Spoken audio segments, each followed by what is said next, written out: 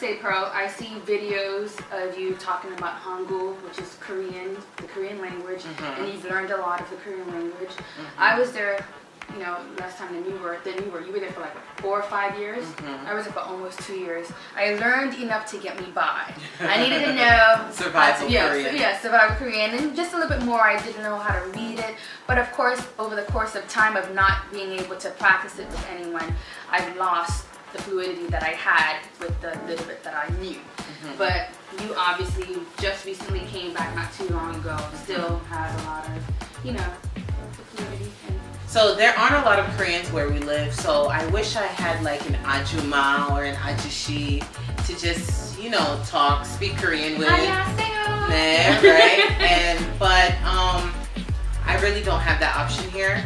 So yeah, if you don't use it, you definitely will lose it. Exactly. And so I try to, that's one of the biggest reasons why I do make these videos, so I can kind of like keep up with it. And also I have the book that I bought that I actually learned Korean from, called Survival Korean, and I skim through that every now and then just to make sure that, you know, I don't forget it, because although I'm probably never going to use it again, unless I go back to Korea, I still want to, you never know. You know, you never know who you might run into. I still want to at least have a little bit of it still around. I still use from time to time when I go to like a Korean restaurant. I use a little bit that I still remember. Right, you know, right. We like hearing it. Yeah. Oh, you know Korean, you know hangul. It's appreciated. Yeah, it's very much so. And would you mind me if you want to know about a couple phrases, vowels? I'll put the link below.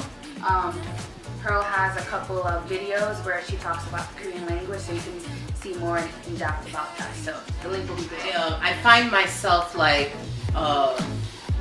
just because out of habit of being there for so long, even though I'm back, I still catch myself saying some Korean phrases, like,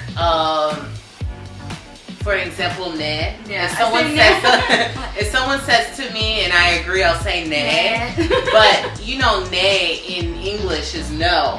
So people are like, why are you saying ne? But ne is like in agreement. It's like, okay, in Korean.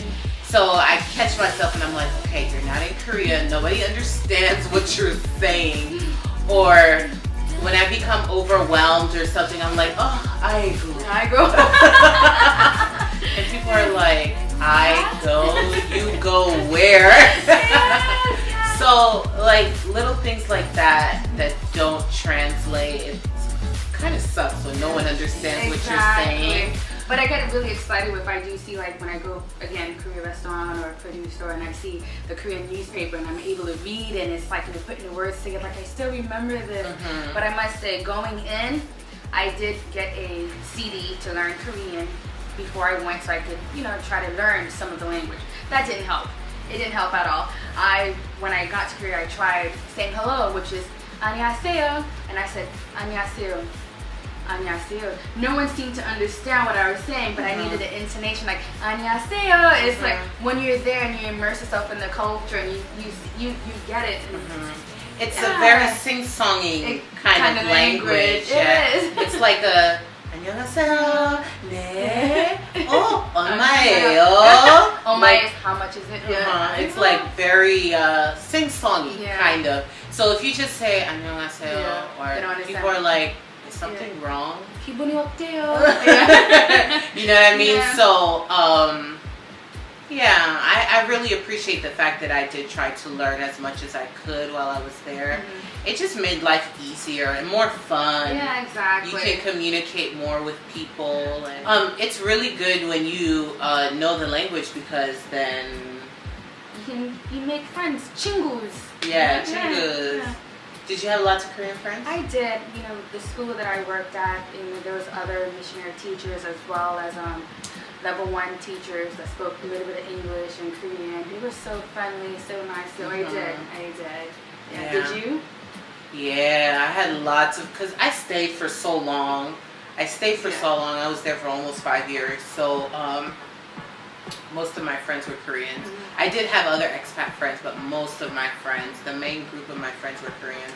And so I was kind of like, they kind of forced me to learn Korean now that I think about it, because they just only spoke Korean. And I was just like, oh my God, what are you saying? Like, I used to get so frustrated. No, I didn't have that issue. I mean, it was kind of forced for me, not necessarily forced. They wanted me to learn, and being that I had the interest, that made them like, feel so like, oh my goodness, she wants to learn. So they taught me, but of course also on the other end, they wanted to practice English, so they would speak English to me as much as possible, so that way I can correct them. So it was back and forth. Right. I'm learning from them, and they were learning from me. So I even made an arrangement with one of my friends that she would come and stay with me like 2 days out of the week, so that and only speak Korean to me, so that I would be forced to really just grab onto it as fast as possible, because there's nothing worse than someone speaking to you in a language that you don't understand, and it's like you want to understand, but you just can't because you don't have the knowledge. So it was a blessing and a curse, I guess, that they spoke only Korean to me, because then I picked up a lot faster. I had to keep up, and I did the same for them. Like, they wanted to speak English, so I only spoke English. And so we just helped each other out. Yeah. Oh, families. It's really big. It's extended families, and, what else? Yeah, extended families. People have, families live together. Like, you'll walk into a house with 7, 8 people, because the mom is there, the dad is there, the children, the parents, the grandparents.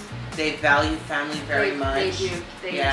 And they respect the elderly very much. Oh, yes. I must say, yes, very much. They respect the elderly, like you just said. And there's always an adult present in that child's life. So the parents not there, the grandparents there.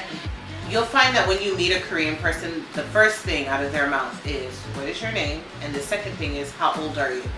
They want to know how old you are, so they can know exactly where to place you on the respect level. So if you're older, then automatically you're going to get a respect that you wouldn't get if you were younger than that person.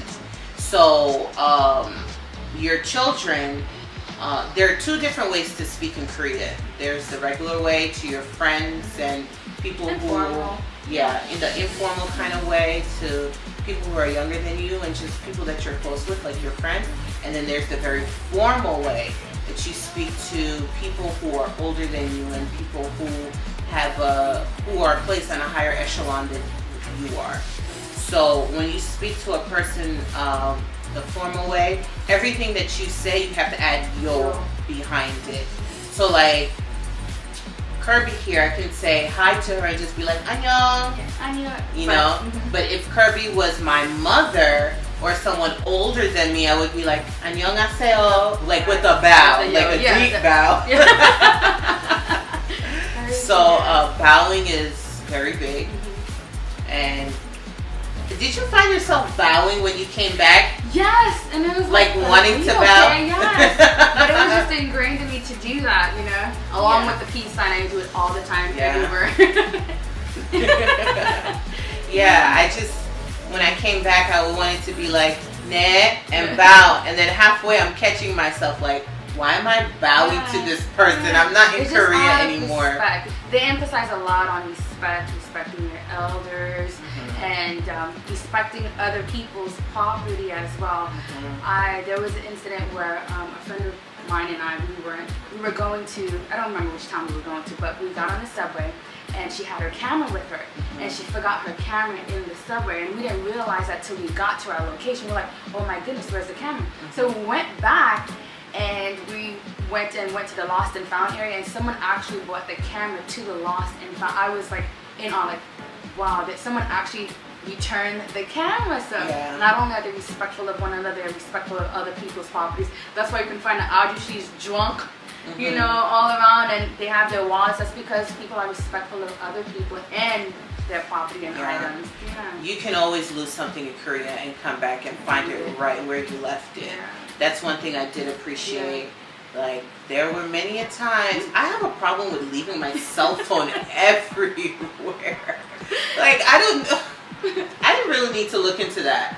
But I always leave my cell phone everywhere. And by the time I notice that it's gone, I'm like literally in a panic, you know, because I know it's gone. Like, I'm never going to see it again. But then I'm like, wait, it's probably going to be there. So I go back and there it is. It's just sitting on the table or sitting on the counter or wherever I left it. It's always there. Always there. Yeah, so it's just so convenient. I just found life in Korea so convenient. It was. So convenient. I loved it. When I talk to Koreans about that, they're like, what? No, what are you talking about? I guess coming from America, it's like convenient for us. But in actual Korean, living in Korea, they're like, no, there's nothing convenient about it. I feel like in America, we're always on the go. They feel like they're always on the go. But coming from the States and going over there, I felt like I had a lot more time. A lot more personal time. A lot more time to fellowship. I just found a lot more time to do those things, you know, in Korea. Yeah, but they don't feel that way about their own country. I think everywhere you go, you'll appreciate the differences, you know, from where you came from. But the person actually living in that country is like, no way. No way. But I loved it. I thought it was so convenient, and so life there was very satisfactory, I think.